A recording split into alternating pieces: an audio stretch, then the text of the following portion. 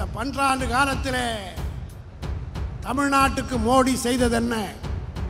இங்கே அனாதை பற்றி போட்ட ஒரு புள்ளை அண்ணாமலை என்கிறவன் தெரு தெருவாக சுற்றி கொண்டிருக்கிறான்.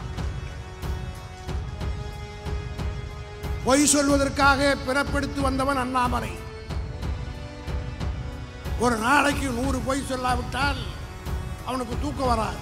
பிள்ளை இல்லை, குட்டி இல்லை, கொண்டாட்டி இல்லை, யோகியமா பேசுறானுங்களே.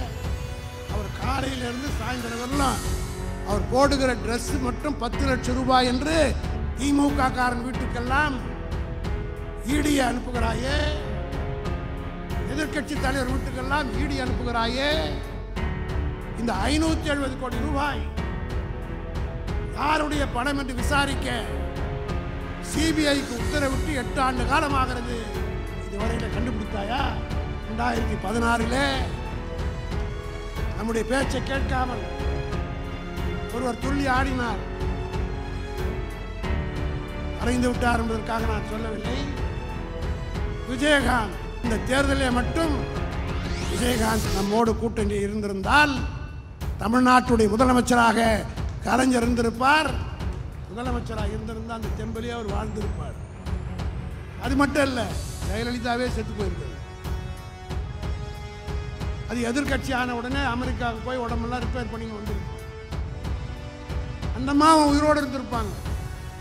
ஏன் விஜயகாந்தே உயிரோடு இருந்திருப்பார். அன்னைக்கு போய் படுத்தவர் தான் இருந்தாலும் அதுக்கு பிறகு வரவில்லை. ஒன்று சொல்றேன், திராவிட முன்னேற்ற கழகத்திற்கு எவன் துரோகம் நினைத்தாலும் இதுதான் நிலைமை என்பதற்கு நான் வேற விதமாக சொல்லவில்லை. மோடி ஓட்டு எண்ணிக்கிட்டு இருக்கும் போதே ஜெயலலிதா பார்த்து தேர்தல் முடிவே வரல. அது நாம் தோற்றதுக்கு இன்னொரு காரணம். மோடி 15 லட்சம் ரூபாய் பேங்க்ல போடுவான்னார். 10 பைசா கூட போடவில்லை. ஆனால் முதலில் வங்கியிலே பணம் போட்ட தலைவர் இந்தியாவிலே தளபதி மு.க. ஸ்டாலின் தான். பேங்க்னா கனவுல பார்த்ததெல்லாம் இப்ப பேங்க். இதுக்கு மேல பேசினா வாய் எதுனா ஸ்லிப் ஆயிடுச்சுன்னா வேற. நாங்க யதார்த்தமா பேசுறதை கூட சில வாயிலிருந்து எது வரும்னு காத்துக்கிட்டே இருக்கு. அதனால ரொம்ப சர்வ ஜாக்கிரதையா பேசுறேன். நான் செத்தாலும் அங்கதான் அடக்கணும் சொல்றேன்.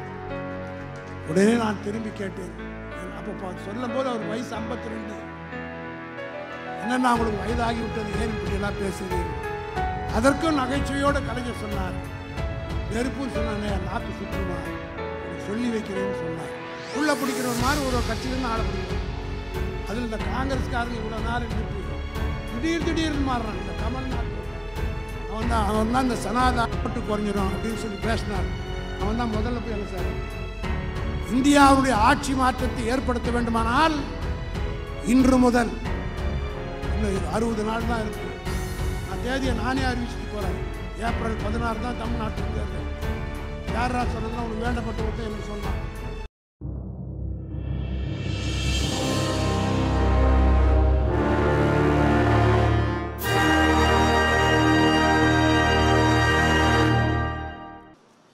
கழக தலைவர், தமிழ்நாட்டுடைய முதலமைச்சர் தளபதி மு.க. ஸ்டாலின் அவர்கள் ஏற்கனவே 40 நாடாளுமன்ற தொகுதி கழகத்தினுடைய முன்னோடிகளை எல்லாம் அண்ணா அறிவாலயத்திலே அழைத்து 5 பேர் கொண்ட குழுவினை கழகத்தினுடைய இளைஞரணி செயலாளர் தம்பி உதயநிதி ஸ்டாலின் அவர்களுடைய தலைமையிலே தமிழ்நாடு பூராவிலும் இருக்கின்ற 40 நாடாளுமன்ற தொகுதியினுடைய ஒன்றிய நகர கழகம், பேரூர் கழகத்துடைய செயலாளர்களை எல்லாம் அழைத்து கருத்துக்களை கேட்டு அதனை தொடர்ந்து நடைபெற இருக்கிற நாடாளுமன்ற தேர்தலுடைய முதற்கட்டமாக 40 தொகுதிகளிலும் உரிமை மீட்பு ஸ்டாலினுடைய குரல் என்கிற தலைப்பில் இன்றும் நாளையும் நாளைய மறுநாளும் பொதுக்கூட்டங்கள் நடைபெற இருக்கின்றன. அந்த அடிப்படையில் விழுப்புரம் நாடாளுமன்ற தொகுதிக்கு உட்பட்ட விழுப்புரத்தில் இந்த மாநாடு போல் நடைபெற்று கொண்டிருக்கிற பொதுக்கூட்டத்தில் பேசுவதற்கு எனக்கும் வாய்ப்பு கொடுத்த தலைவர் அவர்களுக்கு நன்றி தெரிவித்துக் கொள்ள விரும்புகிறேன். மிக பிரம்மாண்டமான வகையில் இந்த கூட்டத்தினை ஏற்பாடு செய்திருக்கின்ற மாவட்ட கழகத்துடைய செயலாளர், சட்டப்பேரவை உறுப்பினர் புகழேந்தி அவர்களுக்கு தலைமை கழகத்தின் சார்பாக என்னுடைய பாராட்டையும் நன்றியும் நான் தெரிவித்துக் கொள்கிறேன். அவருக்கு உறுதுணையாக இருந்த மற்ற நிர்வாகிகளுக்கும் என்னுடைய நன்றியை நான் தெரிவித்துக் கொள்கிறேன். எனக்கு முன்னாலே பேசிய மஸ்தான் உள்ளிட்ட அனைவரும் குறிப்பிட்டதைப் போல இந்த கூட்டத்தினுடைய நோக்கம் கடந்த 10 ஆண்டு கால மோடி ஆட்சியில் தமிழ்நாட்டுக்கு ஏற்பட்டிருக்கிற துரோகம், தமிழ் மக்களுக்கு அவர்கள் செய்திருக்கிற துரோகம், இவற்றையெல்லாம் பொதுமக்கள் மத்தியிலே கொண்டு சேர்க்க வேண்டும் என்பதற்காக பிரச்சார பொதுக்கூட்டங்கள் நாடாளுமன்ற தொகுதிக்குட்பட்ட 40 கூட்டங்கள் இன்றைக்கு நடைபெறுகிறது. இன்னும் ஓரிரு நாட்களில் தமிழ்நாட்டில் இருக்கின்ற 234 தொகுதிகளிலும் சட்டமன்ற தொகுதியிலும் இதேபோல கூட்டங்கள் நடைபெற இருக்கின்றன. இதையெல்லாம் நாம் செய்வதற்கு என்ன காரணம் என்றால், இன்றைக்கு பிப்ரவரி 16, ஏப்ரல் 16ஆம் தேதி தமிழ்நாட்டிலே பாராளுமன்ற தேர்தல் நடக்கும் என்று நம்பத்தக்க வட்டாரங்களிலிருந்து நமக்கு செய்தி கிடைத்திருக்கிறது. ஆக இடையிலே இருப்பது 60 நாட்கள். இந்த 60 நாட்களில் மோடி அரசினால் தமிழ்நாட்டுக்கு ஏற்பட்டிருக்கின்ற கேடுபாடுகளை ஒவ்வொரு வீட்டுக்கும் கொண்டு சேர்க்க வேண்டும். இங்கே மஸ்தான் அவர்கள் பெரும்பாலானவற்றை கூறிவிட்டார். ஆகவே அதை குறித்து நான் தொடர்ந்து பேசுவது சரியாக இருக்காது. அவர் விட்டதை நான் சொல்ல விரும்புகின்றேன். 2014 மோடி இந்த நாட்டுடைய பிரதமராக வந்தார். 10 ஆண்டு காலம் ஆட்சியில் இருந்திருக்கிறார். நான் அவரை கேட்ப விரும்புவதெல்லாம், இந்த 12 ஆண்டு காலத்தில் தமிழ்நாட்டுக்கு மோடி செய்தது என்ன? அவரால் தமிழ் மக்கள் பெற்ற வளர்ச்சி என்ன? கோடிட்டு காட்டுவதற்கோ அல்ல பேசுவதற்கோ பிஜேபியில் இருக்கிற எவனுக்காவது யோகியதை இருக்கிறதா? இங்கே அனாதை பற்றி போட்ட ஒரு புள்ளை அண்ணாமலை என்கிறவன் தெரு தெருவாக சுற்றி கொண்டிருக்கிறான். பொய் சொல்வதற்காக பிறப்பெடுத்து வந்தவன் அண்ணாமலை. ஒரு நாளைக்கு 100 பொய் சொல்லாவிட்டால் அவனுக்கு தூக்கம் வராது. அண்ணன் பொன்முடி நண்பர் பொன்முடி அவர்களுக்கு தெரியும். கலைஞர் அடிக்கடி சொல்வார், ஒரு நண்பரை பார்த்து அவர் வருகிற போதே சிரித்து கொண்டே கலைஞர் சொல்வார், ஒரு நாளைக்கு அவனுக்கு 100 பொய் சொல்லாவிட்டால் தூக்கம் வராதியா என்று சொல்லிவிட்டு அவர் எதையாவது ஒரு கருத்தை சொல்வார். அப்போ சொல்லுகிற போது கலைஞர் சிரித்து கொண்டே கேட்பார், இது எத்தனாவது பொய்யான்னு கேட்பார். அதுபோல அண்ணாமலை இன்றைக்கு பேசுவதெல்லாம் பொய்யை தவிர வேறு எதுவும் இல்லை. நான் இன்றைக்கு இந்த கூட்டத்தில் சவால் விட்டு சில குற்றச்சாட்டுகளை மோடி அரசின் மீது கூறிவிட்டு போகிறேன். தைரியம் இருந்தால், துணிவிருந்தால் அதற்கு பதில் சொல்வதற்கு அண்ணாமலை தயாரா என்று நான் கேட்க விரும்புகிறேன். ஒன்றை மட்டும் நான் தெரிவித்துக் கொள்ள விரும்புகிறேன். இன்றைக்கு மோடி நம்பியிருப்பதையெல்லாம் ஊடகங்கள், பத்திரிகை இதை விலைக்கு வாங்கி வைத்துக்கொண்டு பொய் பிரச்சாரத்தை செய்கிறார். இந்த 10 ஆண்டு காலத்தில் யாரையாவது வாழ வைத்திருக்கிறாரா? இங்கே மஸ்தான் சுட்டி காட்டியதை போல ஒரு அதானி, ஒரு அம்பானி மோடி ஆட்சிக்கு வருவதற்கு முன்னால் 30வது 40வது இடத்தில் இருந்த அம்பானி இன்றைய உலகத்திலே 3-4 இடத்திலே குறிப்பிடத்தக்க இடத்தை வெற்றி பெற்றிருக்கிறார் என்று சொன்னால் அதற்கு முழுக்க முழுக்க காரணம் மோடி என்பதை நான் சொல்லவில்லை. நேற்றைய தினம் உச்ச நீதிமன்றத்தில் ஒரு தீர்ப்பு வந்திருக்கிறது. நீங்கள் எல்லாம் படித்திருப்பீர்கள். எனக்கும் வயது 77 ஆகிறது. 62 ஆண்டு காலம் அரசியல் இருக்கிறேன். இதுவரையிலே நாங்கள் எல்லாம் கேள்விப்படாத ஒன்று, மோடி ஆட்சிக்கு வந்தவுடன் என்ன செய்தார் என்றால், திமுக அவர்களுடைய வரலாறு உங்களுக்கெல்லாம் தெரியும். ஒரு பைசா கட்சிக்கு நிதி கொடுத்தாலும் அண்ணா காலத்திலிருந்து கலைஞர் காலத்திலிருந்து கொடுக்கப்படுகிற நிதியை யார் யார் தருகிறார்களோ அவருடைய பெயர் பட்டியலோடு முரசொலியிலே வெளிவரும். இந்த நேரத்தில் ஒரு பழைய நிகழ்ச்சியை, இந்த விழுப்புரத்துக்கு சம்மந்தப்பட்ட ஒரு நிகழ்ச்சியை நான் சுட்டிக்காட்ட விரும்புகிறேன். எமர்ஜென்சி நேரத்தில் தலைவர் கலைஞர் அவர்கள் ஆட்சியிலே இருந்து அகற்றப்பட்டவுடன் நம்முடைய கட்சி அலுவலகத்தை காலி செய்து வெளியே அனுப்பிவிட்டார்கள். சர்க்காரியா கமிஷனை போட்டார்கள். நம்முடைய வங்கியில் இருக்கிற கணக்குகளை எல்லாம் முடக்கி விட்டார்கள். ஆனால் வழக்கை சந்திப்பதற்கு கழகத்திலே பணம் இல்லை. தலைவர் அவர்கள் சர்க்காரியா நிதிக்காக வசூலிப்பதற்கு முரசொலியிலே கடிதம் எழுதி வசூலித்துக் கொண்டிருந்தார். ஆனால் பொதுக்கூட்டங்களுக்கு வர முடியாது, கலைஞர் வெளியே வர முடியாது. இந்த அறிக்கையை பார்த்துவிட்டு தமிழ்நாடு பூராவும் இருக்கின்ற பல்லாயிரக்கணக்கான கழகத் தோழர்கள் கோபாலபுரம் இல்லத்திற்கு கலைஞரிடத்தில் வந்து நிதி கொடுப்பார்கள்.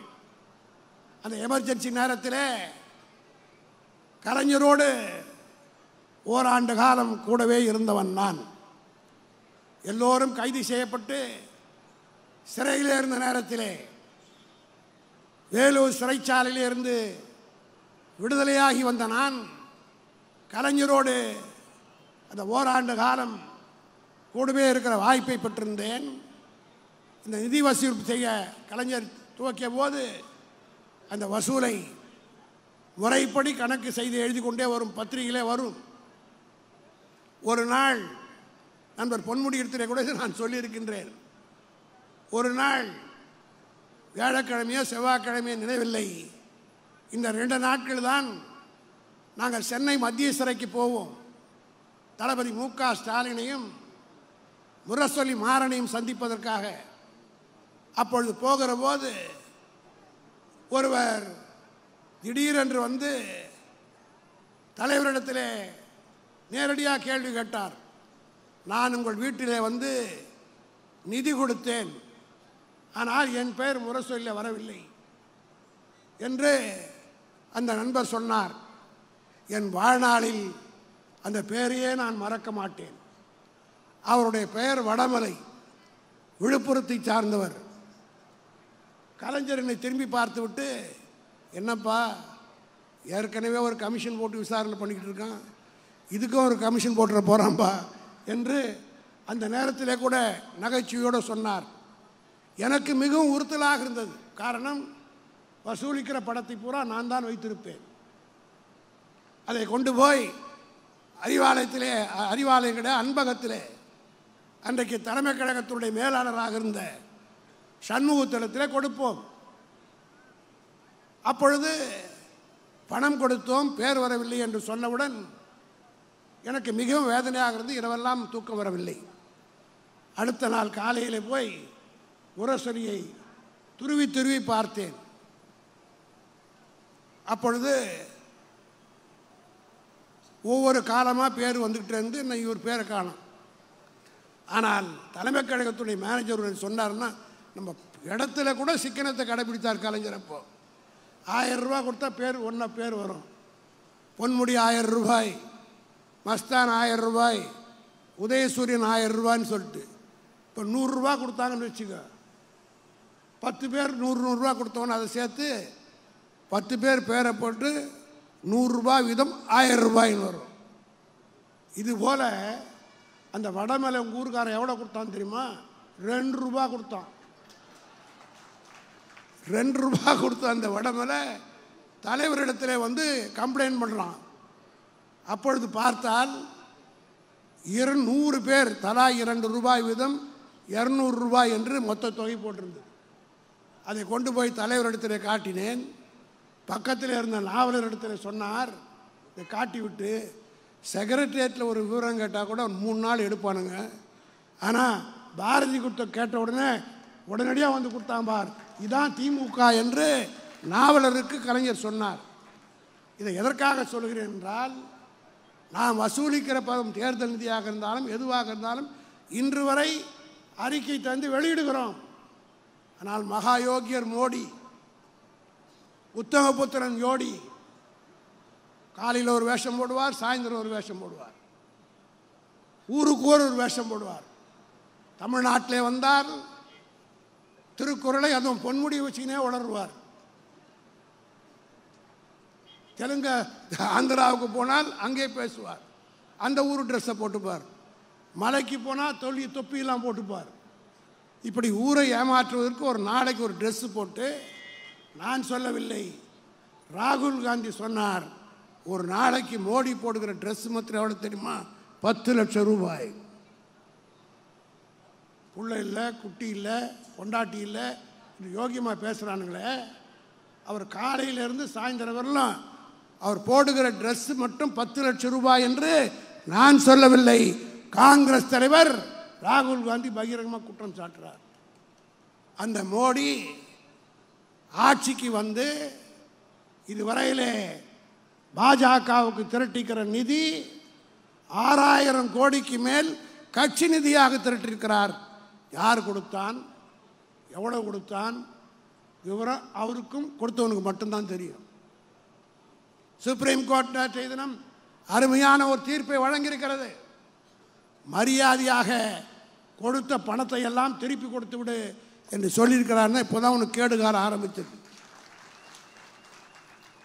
இன்னும் 60 நாள், இன்னொரு 10-15 நாட்களுக்குள்ள மிக முக்கியமான தீர்ப்புகள் எல்லாம் சுப்ரீம் கோர்ட்டிலிருந்து வரதான் போகிறது என்பதை நான் உங்களுக்கு நம்பிக்கையோடு தெரிவித்துக் கொள்ள விரும்புகிறேன். உடனே என்ன செஞ்சார்?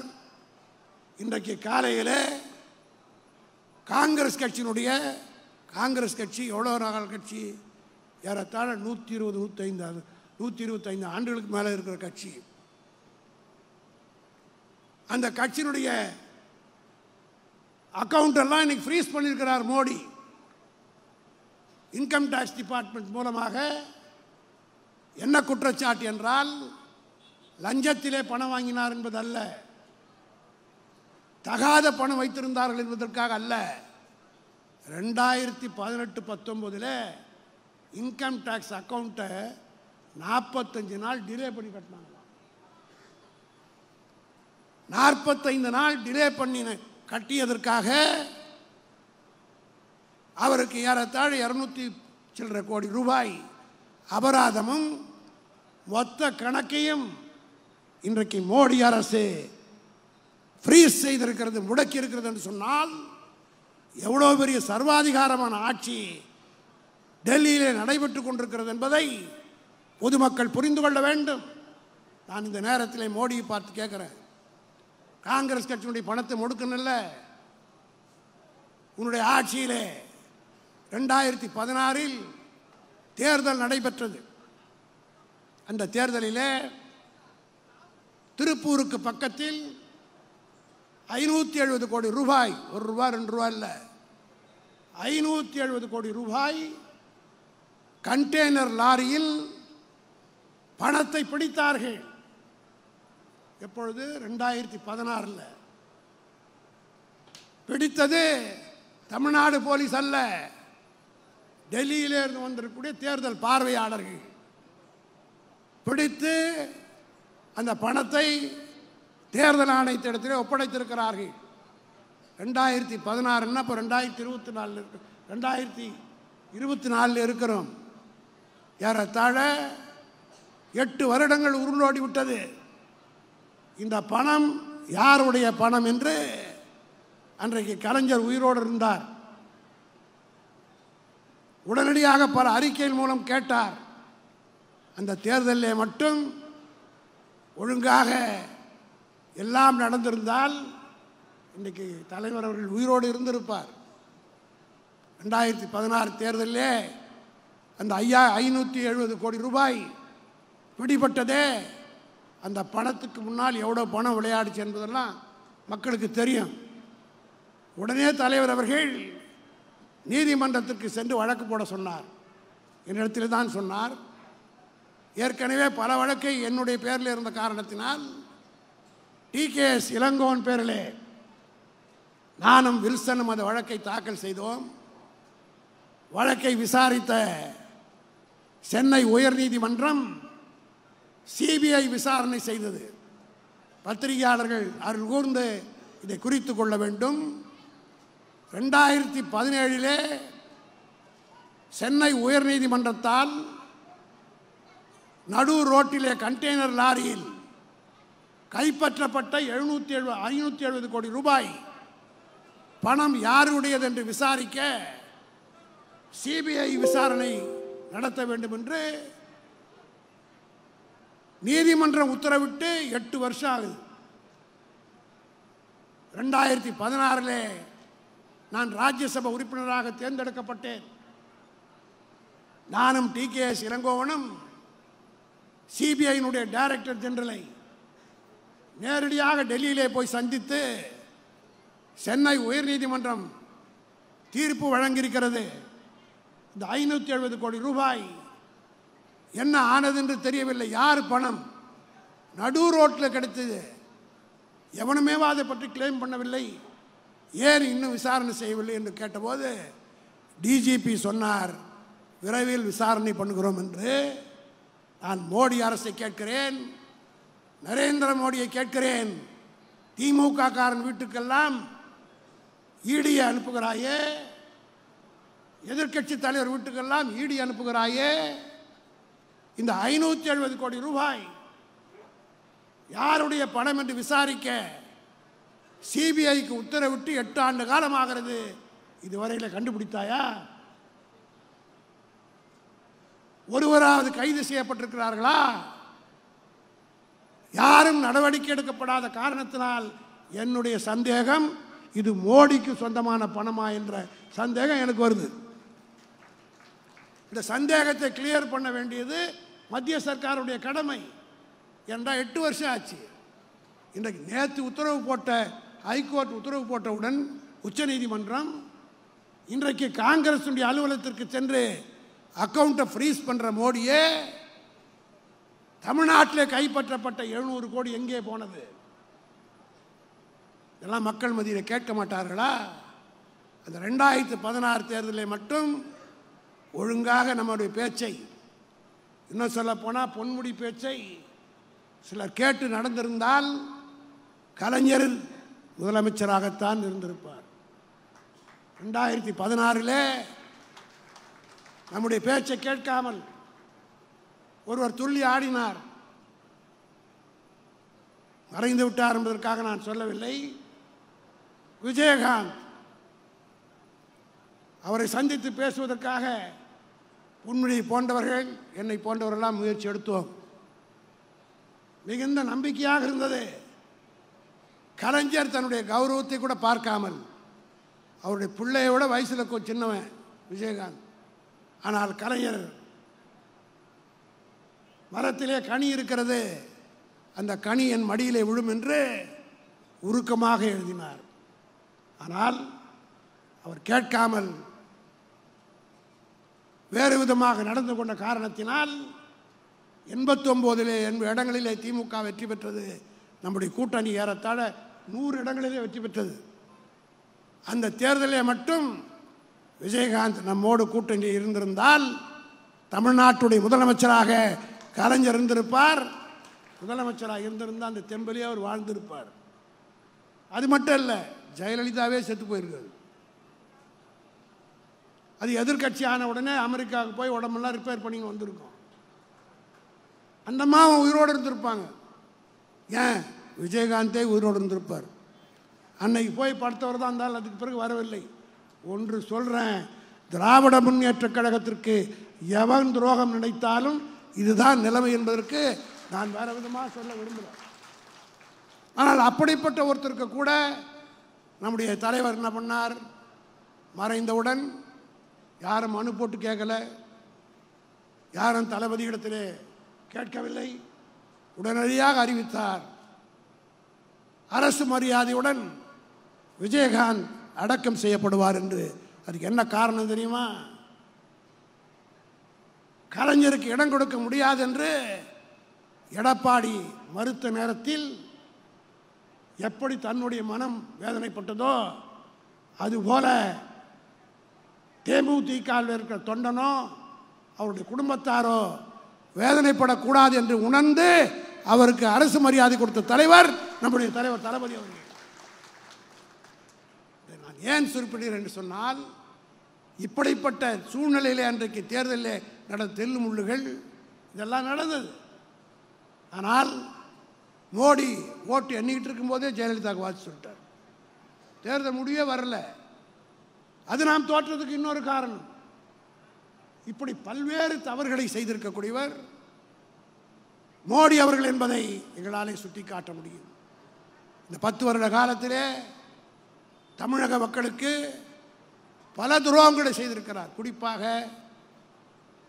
இந்த 2.5 ஆண்டு காலம் தளபதி மு.க. ஸ்டாலின் அவர்கள் ஆட்சி பொறுப்பு ஏற்ற நேரத்தில் மிக மோசமான நிதிநிலை, 5 லட்சம் கோடிக்கு கடன், ஆட்சி பொறுப்பு. பார்த்தீங்களா, நாங்கள்லாம் தளபதியோடு மிக நெருக்கமாக பக்கத்தில் இருக்கிறவங்க. தளபதி நம்முடைய பொன்முடியை போன்றவர் நாங்கள் எல்லாம் தளபதியோடு நெருக்கமாக இருக்கக்கூடியவர்கள். அவர் முதலமைச்சராக வருவதற்கு முன்னால் சிரிப்பாக சிரித்து கொண்டே இருப்பார், மகிழ்ச்சியாக இருப்பார், எங்களோடு நகைச்சுவையாக பேசுவார், சினிமாவை பற்றி பேசுவார், கிரிக்கெட்டை பற்றி பேசுவார். அப்படி இல்லாமல் இருந்த தலைவர் இந்த ஆட்சி பொறுப்பை ஏற்றதிலிருந்து எங்களை போன்றவருக்கு பார்ப்பதற்கே சங்கடமாக இருக்கிறது. மனவிட்டு நான் தான் சில நேரத்தில் கேட்டிருக்கேன், ஏன் இப்படி இருக்கிறீங்க, என்ன சொல்கிறீங்க? கொடுத்த வாக்குறுதியை நான் காப்பாற்றிய வேண்டும், இந்த மக்கள் என்னை நம்பி வாக்களித்தார் என்று சொன்னார். அதைவிட அவர் மனதில் இன்னொரு வேதனை என்னவென்று கேட்டால், 10 ஆண்டு காலம் கட்சிக்காரெல்லாம் உயிரை கொடுத்து சொத்தை விற்று எல்லாவற்றையும் அடகு வைத்து கட்சிக்காக பணியாற்றினான், போராட்டத்தில் பங்கு பெற்றான், கூப்பிட்ட போதெல்லாம் வந்தான், நிகழ்ச்சியை ஏற்பாடு செய்தென்றால் 10 நாளில் ஏற்பாடு செய்தான். அவனுக்கு இந்த 10 ஆண்டு கால கஷ்டப்பட்டவனுக்கு என்னால் ஒன்றும் செய்ய முடியவில்லையே, என் கைகள் கட்டப்பட்டிருக்கிறது என்று வருத்தப்படுகிறார். இத்தனைக்கு என்ன காரணம்? நிதி நெருக்கடி தான். ஏற்படுத்தியது யார்? குறிப்பாக மகளிருக்கு உரிமை தொகை 1000 ரூபாய் என்று அறிவித்தார். ஆனால் உடனடியாக கொடுக்க முடியவில்லை. சென்ற ஆண்டு செப்டம்பர் 15 கொடுக்க ஆரம்பித்தார். அது வரையிலே அவர் சிரிக்கவே இல்லை.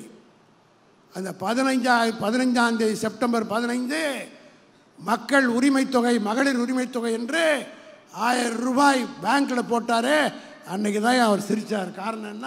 கொடுத்த வாக்குறுதியை காப்பாற்றினோம் என்று. இங்கே மஸ்தான் குறிப்பிட்டதை போல மோடி 15 லட்சம் ரூபா பேங்க்கில் போடுவான்னார். 10 பைசா கூட போடவில்லை.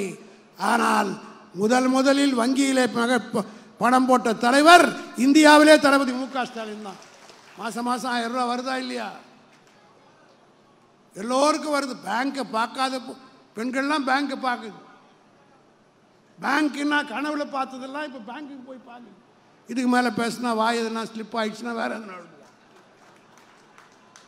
நாங்கள் யதார்த்தமாக பேசுறத கூட சில ஒரு பத்திரிகை இருக்குது, எங்கள் வாயிலேருந்து எது வரும்னு காத்துக்கிட்டே இருக்கு. அதனால் ரொம்ப சர்வ ஜாக்கிரதையாக பேச வேண்டியது. இந்த 1000 ரூபாய்க்கு மட்டுமல்ல, புதுமை பெண் திட்டம்னு ஒன்று அறிவித்தார் தெரியுமா? அதாவது +2 படித்து முடித்த பெண்களுக்கெல்லாம் 1000 ரூபாய் மாதந்தோறும். இந்த திட்டம் எப்படி உருவானுச்சு தெரியுமா? ஒரு நாள் நாங்களெல்லாம் பொன்முடி நாங்கள்லாம் வந்து அண்ணா அறிவாலயத்தில் உட்கார்ந்து கொண்டிருக்கிறோம். அன்றைக்கி தான் +2ல் ரிசல்ட் வருது. அந்த +2ல் தூத்துக்குடியில் ஒரு சத்துணு ஆயானுடைய மகள் மாநிலத்திலே முதல் மார்க் வாங்கி பாஸ் பண்ணுது. அவங்க அம்மா சத்துணவு கொடுத்துல வேலை செய்யுது, அப்பா தச்ச வேலை செய்கிறார். அவருடைய மக ஸ்டேட்டில் ஃபஸ்ட் மார்க் வாங்கிடுச்சு. அன்றைக்குத்தான் தளபதியினுடைய இதயத்திலே மனதிலே இந்த மனம் தோன்றியது. அது ஃபஸ்ட் மார்க் வாங்கினதுனால பல பேருக்கு சீட்டு கிடைச்சிது, அதாவது இந்த மார்க் கொடுத்துட்டாங்க. இதுபோல் பல பெண்கள் ஃபஸ்ட் மார்க் வாங்கலைனாலும் அதிக மார்க் வாங்கி படிப்பை தொடர முடியாதவங்க நிறைய பேர் இருக்காங்க. அவர்களுக்கெல்லாம் என்னுடைய சொந்த அனுபவத்தையே நான் சொல்கிறேன். நான் 1986 நகராட்சி மன்ற தலைவராக தேர்வு செய்யப்பட்டு 4 முறை நகராட்சியாக இருக்கிறவரை நான் தான் தலைவராக இருந்தேன். இப்போ கார்பரேஷன் ஆகிடுது. சண்முகுடையாருக்கு பிறகு நான் தான் அதிக காலம் சேர்மனாக இருந்தவனே. திமுகவில் நான் தான் யாரும் கிடையாது. அதுக்கு வர ஜாதிக்காரருக்கு சூட்டு போகிறான். அவரும் உடையார், அவருக்கு சொந்தக்காரர். அவருக்கு பிறகு தமிழ்நாட்டில் அவரை விட அதிகமாக 4 முறை சேர்மனாக இருந்தவன் நான். அப்பொழுது 86ஆம் ஆண்டு ஒரு சம்பவம், அது சொல்வது பொறுத்து. ஏன்னா இந்த திட்டத்துக்கு பின்னால் இருக்கிற மகத்துவத்தை பெண்கள் உணர்த்துக்காக. அப்பொழுதெல்லாம் நகரமன்ற தலைவர்களுக்கு நிறைய அதிகாரங்கள் நம்முடைய ஜனகராஜுக்கெல்லாம் தெரியும். இப்போல்லாம் டிமாண்ட் நோட்டீஸ் கம்ப்யூட்டர்ஸில் போட்டு எடுக்கிறோம். அப்போல்லாம் கம்ப்யூட்டர்லாம் கிடையாது. முனிசிபாலிட்டியில் மேனுவலாக கையில் தான் எழுதணும் டிமாண்ட் நோட்டீஸை. ஒரு புத்தகம் எழுதினால் 15 ரூபா. அந்த புத்தகம் எதிர ஆளை வைக்கிறதுக்கு சேர்மனும் கமிஷன் வச்சா வச்சிடலாம். இது எப்போன்னா மார்ச் மாதத்துலேருந்து ஜூன் மாதம் வரையில் எழுதுவோம் இந்த டிமாண்ட் நோட்டீஸ். அப்போ டெம்பரரி ஆளை வைப்போம், அது யார் ஒன்றா வச்சுக்கலாம். ஒரு புக்கு எதுனா 15 ரூபா. ஒரு பெண் என்னுடைய ஆலந்தூர் காய்கறி மார்க்கெட்டில் காய்கறி கூறு போட்டு விற்கிற ஒரு விதவை. அந்த விதவைக்கு ஒரே மகன் போலியோவில் அடிபட்டு ஒரு கால் ஊனம். +2 ரிசல்ட் வருது.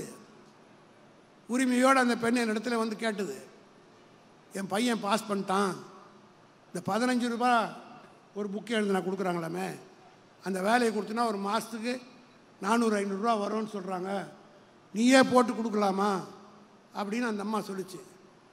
உடனே இந்த மார்க் ஷீட்டை காமிச்சிது.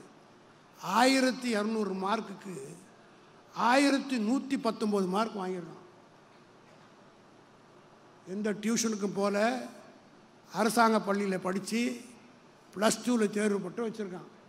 அவனை கொண்டு போய் இந்த வேலையில் அமர்த்தணும் போது நான் கேட்டேன் அந்த அம்மா கிட்ட, என்னம்மா இவ்வளோ மார்க் வாங்கியிருக்கிறான், இவனை போய் எங்கிட்ட வேலைக்கு கேட்குறியே, இவனை காலேஜ் படிக்க வைக்கணும். நான் யார்கிட்ட பணம் இருக்குது, ஏதோ கவர்மெண்ட் ஸ்கூலில் படித்தான், சோறு போட்டாங்க, படிக்க வச்சுட்டேன். ஒரு நாளைக்கு 10-20 வருது, நான் எப்படி இவனுக்கு சோறு போட்டு படிக்க வைக்கிறது என்று சொன்னவுடன் அப்போ கவுன்சிலில் சேர்மன் எங்கள் ரூமில் ஒரு 10-15 பேர் இருந்தாங்க. அனைத்து கட்சி கவுன்சிலர் இருந்தான். அப்போல்லாம் 50 ரூபா ஒரு மாதத்துக்கு சிட்டிங் ஃபீஸ் கொடுப்பான் கவுன்சிலர். உடனே அன்றைக்கி தான் கவுன்சில் நடந்து முடிஞ்சுது. அப்போ இந்த அம்மா வந்து கொடுத்தது. அன்றைக்கி இருந்து நாங்கள் ஒரு 32 பேர் கவுன்சிலர். அதில் ஒரு 20 பேர்கிட்ட இருந்து 500 ரூபா 50 ரூபா வசூல் பண்ணி ஒரு 1000 ரூபா இன்னும் வசூலாச்சு. அப்போது அண்ணா யூனிவர்சிட்டியில் ஃபஸ்ட் டேர்ம் ஃபீஸ் வந்து ஃபஸ்ட்டு செமஸ்டருக்கு 800 ரூபா தான் ஃபீஸு. நான் சொல்கிறது 86-87.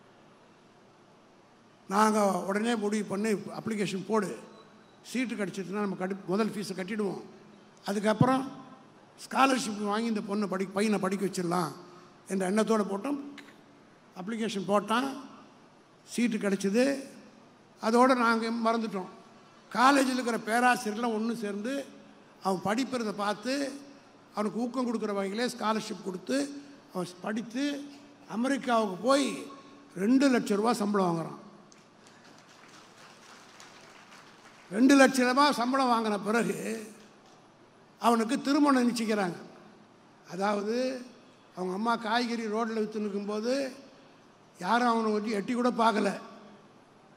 2 லட்சம் ரூபாய் சம்பளம் புள்ள வாங்குதுன்னொடனே நீ நான் போட்டுக்கொண்டு மாப்பிள்ளைக்கு பொண்ணு கொடுக்க வந்தாங்க. திருமணம் நிச்சயிக்கப்படுகிறது. பத்திரிக்கை அடித்து அவங்ககிட்ட கொண்டுட்டு போகிறாங்க. அவங்ககிட்ட கொடுத்த உடனே அவன் என்ன சொன்னான்னு தெரியுமா? அவங்க அம்மா கூப்பிட்டு, நான் உட்காந்து கீழே உட்காந்து தாலி கட்ட முடியாது, சேர் போட்டு தான் கல்யாணம் பண்ணுறாங்க, கால் ஊனும்.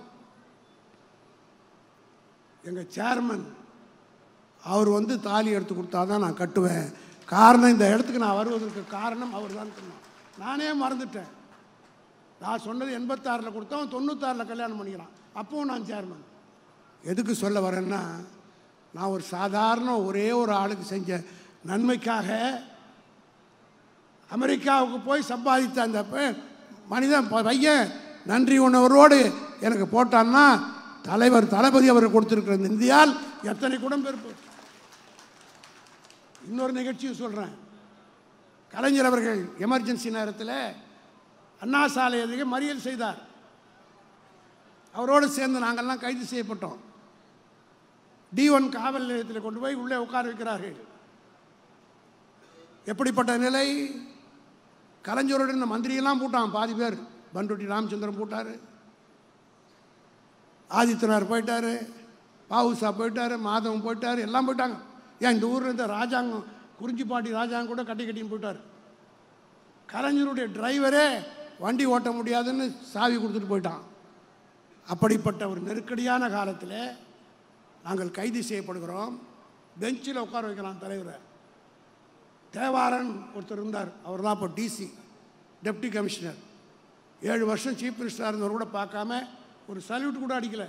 அது போலீஸ்காரங்க பழக்கம். நம்ம ஒன்றும் சொல்லி பிரயோஜனம் கிடையாது.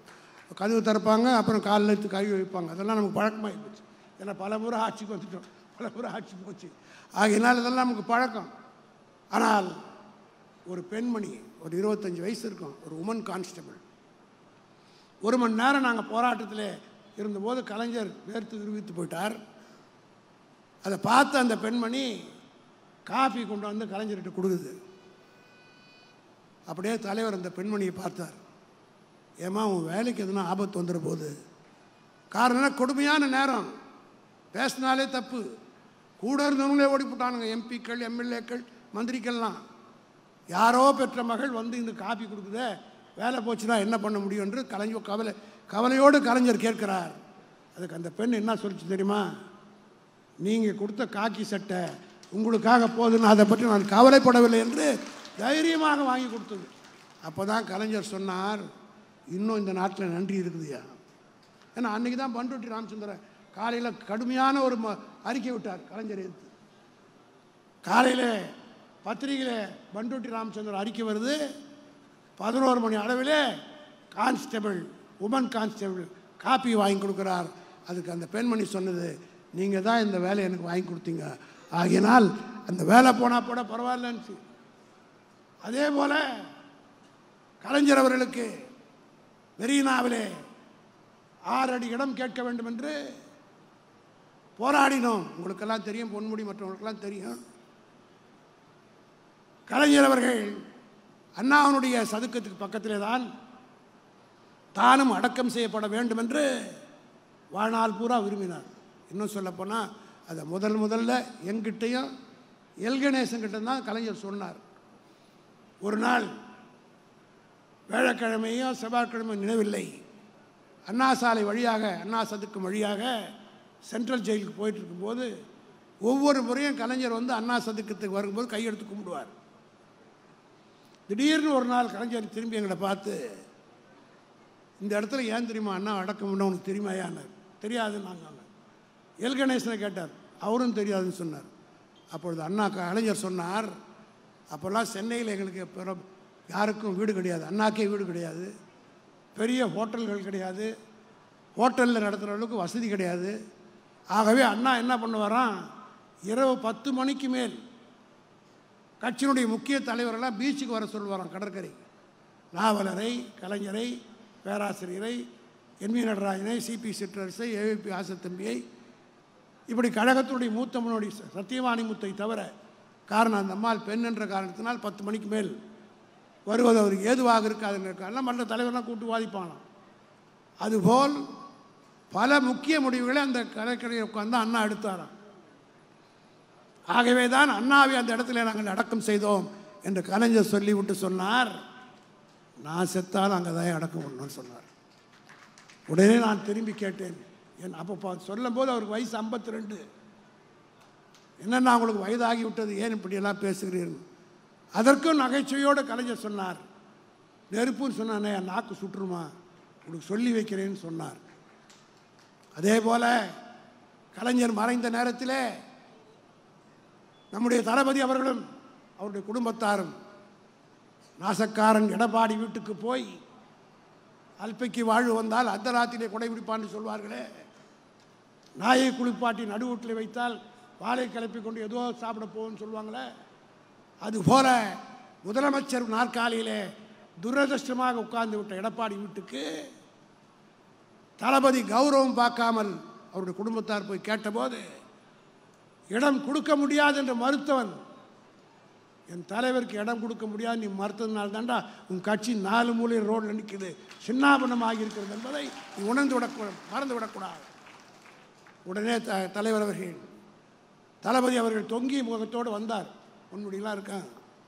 நான் தான் கேட்டேன் என்ன ஆச்சுன்னு.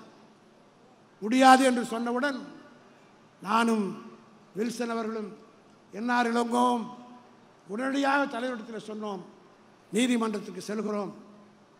தளபதி சொன்னார், உங்கள் பேரிலேயே கேஸை போடுங்கன்னு சொன்னார். என் பேரிலேயே அந்த வழக்கை தாக்கல் செய்தோம். நீதிமன்றத்தினுடைய நீதிபதி வீட்டுக்கு சொல்லுகிறோம். நல்ல வேளையாக அந்த நீதிபதி ஒரு பிற்படுத்தப்பட்ட சமுதாயத்தை சார்ந்தவர். இதுக்கு மேலே நான் போக சொல்ல விரும்பலை. உடனே 10 மணி 10:30 மணி ராத்திரியில் உட்கார்ந்து கொண்டு எங்கள் பதபதப்பை பார்த்துவிட்டு, நான் இப்பொழுதே இந்த வழக்கை விசாரிக்கிறேன், ஆனால் சென்னை உயர்நீதிமன்றத்துக்கு போய் நம்பர் பண்ணிட்டு வாங்க, வக்கீல்களுக்கெல்லாம் தெரியும், எந்த வழக்கை நீதிபதி விசாரித்தா அது நம்பர் ஆகிடும், நம்பர் பண்ணிக்கிட்டு வாங்க என்று அனுப்புகிறார். உடனடியாக நாங்கள் ஓடோடி போகிறோம். மண்ணடியில் ஒரு ஹைகோர்ட் கிளார்க், லேடி கிளார்க், அந்த அம்மாவுடைய வீட்டுக்கு போய் அவங்க தான் நம்பர் பண்ணணும். ஒரு 10:45 மணி இருக்கும். வீட்டுக்கு போய் கதவை தட்டிய போது அந்த பெண்மணி நைட்டியில் இருக்கிறாங்க. உடனடியாக நான் கேட்டவுடன் ஸ்கூட்டியை எடுத்துக்கொண்டு நேரடியாக வந்து ஹைகோர்ட்டில் எழுதி நம்பர் கொடுத்து விட்டு, அப்பொழுது கையில் இருந்த ஸ்டாம்பை அந்த அம்மாவே போட்டு விட்டாங்க. அப்பொழுது நான் தான் தேங்க்ஸ் என்று, நன்றிம்மா ரொம்ப நன்றின்னு சொன்னேன். அப்போ அந்த அம்மா என்ன சொல்லிச்சு தெரியுமா, இந்த நாற்காலியில் நான் உட்கார்ந்து இருக்கிறதுக்கே காரணம் கலைஞர் தாங்க, அவருக்கு எங்களுக்கு போய் நன்றி சொல்லி என்னை இழிவுபடுத்தாதீர்கள் என்று சொன்னதும் ஒரு பெண் தான். இதையெல்லாம் உணர்ந்த காரணத்தினால்தான் நம்முடைய ஒப்பற்ற தலைவர் தளபதி அவர்கள் எல்லா திட்டங்களையும் பெண்களுக்கே அறிவிக்கிறார். ஆம்பளைக்கு கொடுத்தா கூட ஒரு வேறு இடத்துக்கு போய் சேர்ந்துடும் போனோம். அதுவும் சாயந்தரம் 5 மணிக்கு மேலே கொடுத்தா அது வேறு மாதிரியாக போயிடும். ஆனால் பெண்களிடத்திலே கொடுத்தால் இந்த நாடு முன்னேறும் என்பதற்காக உணர்ந்து இன்றைக்கு அதனுடைய விளைவு என்ன தெரியுமா, தமிழ்நாட்டிலே பயன்பெறுகிற அத்தனை பெண்களும், வெளிப்படையாகவே நான் சொல்கிறேன், நான் எம்ஜிஆரோடு இருந்தவன் என்பது எம்ஜிஆர் கட்சியில் இல்லை, எம்ஜிஆர் கட்சியில் இருக்கும்போது நான் அவரோடு இருந்தேன். அவர் எங்கள் எம்எல்ஏ இருக்கும்போது அவர் கூட சென்று அவரோட பிரச்சாரத்துக்கு போயிருக்கிறேன். அவருக்கு குண்டடிப்படுகிற அன்று காலையிலே பிரச்சாரத்துக்கு போய் 12 மணி வரலாம் அவரோடு தான் இருந்தோம். தலைவரோடு கலைஞரோடும் பிரச்சாரத்துக்கு போயிருக்கிறேன். ஆனால் இன்றைக்கு தளபதி அவர்களுக்கு கூடுகிற கூட்டத்தை பார்க்கிற போது எம்ஜிஆருக்கு எப்படி பெண்கள் கூடினார்களோ அதை போல கூட்டம் தமிழ்நாட்டிலே தளபதிக்கு மட்டும்தான் கூடுது. காரணம் என்னவென்று கேட்டால், நன்றி உணர்வோடு இருக்கிறார்கள். கணிப்பு, ஒரு கருத்து கணிப்பு கொடுத்திருக்கிறார்கள். தமிழ்நாட்டிலே 40 இடங்களிலும் திமுக தான் வெற்றி பெறும்.